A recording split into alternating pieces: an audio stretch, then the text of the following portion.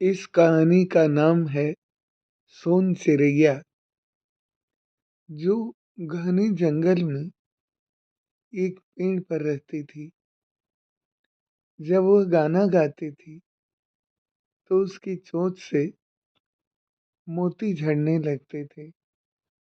एक दिन एक चिड़ी मार ने ऐसा होते अपनी आंखों से देख लिया। वह बड़ा प्रसन्न हुआ और उसने मन ही मन में सोचा, वाह, आज तो मेरी किस्मत ही खुल गई।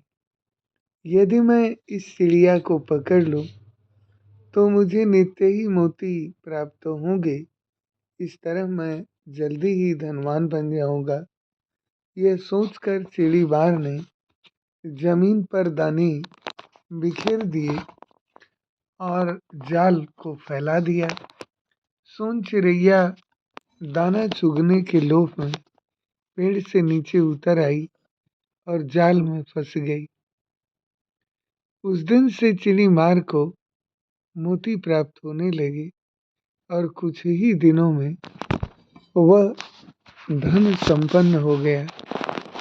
इस तरह धन तो उसके पास बहुत हो गया, लेकिन वह सदैव चिंतित रहता था, क्योंकि लोग उसे अब भी चिड़ी मार ही कहते थे।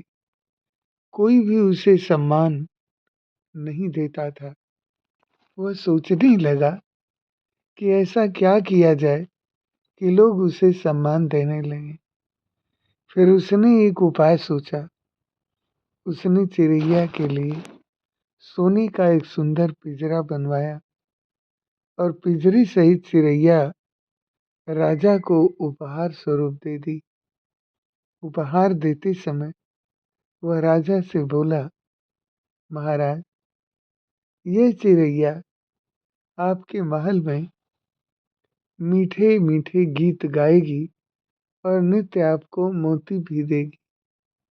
ऐसा विचार करके राजा बहुत खुश हुआ और उसने चिड़ीमार को दरबार में ऊंचा पद दे दिया। कुछ ही समय में राजा के पास भी मोतियों का ढेर लग गया। फिर राजा ने पिंजरे सहित वह सोन चिड़ैया अपनी रानी को दे दिया। एक दिन रानी ने पिंजरे का दरवाजा खोला तो चिड़ैया फुर्र से उड़ गई। रानी ने सोने का पिंजरा शाही सुनार को देते हुए कहा, सोने के इस पिंजरे से मेरे लिए बहुत सुंदर सुंदर गहने बना दो।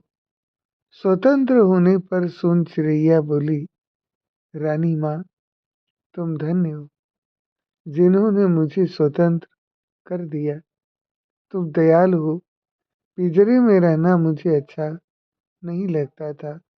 ऐसा कहकर वह जंगल में उड़ गई और रानी के गुण गाने लगी। पराधीनता भला किसको भाती है।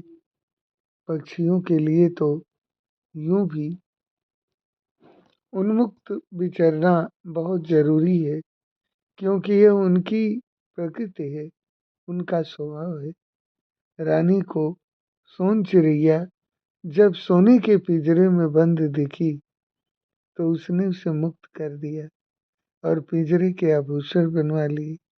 आभूषणों के प्रति आकर्षण स्त्री सुलभ सहज प्रवृत्ति है और हर कोई अपनी प्रकृति के अनुरूप ही आचरण करता है, जैसा कि राजा व चिड़ीमार ने किया था।